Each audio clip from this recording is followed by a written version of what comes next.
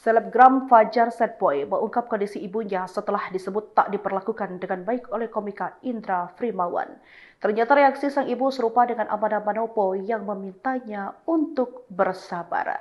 Respon Mama, sabar ya Jar, sabar, setiap orang punya hati masing-masing. Kata Mama cuma minta sabar aja, ucap Fajar menirukan pesan ibunya. Mengajarkan aku kayak apa yang terjadi sama Fajar. Sabar aja ya, kita kan emang udah berlangganan sama karakter yang kayak begini. Emang dari kecil sering dikatain lah segala macam. Sampai sekarang apapun yang terjadi hanya bisa sabar, tutur Fajar. Namun Fajar sendiri belak-belakan menyebut Indra Frimawan sudah meminta maaf secara langsung kepadanya.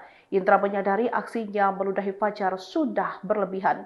Pemilik nama lengkap Fajar, Lapaco ini pun menerima permintaan maaf Indra.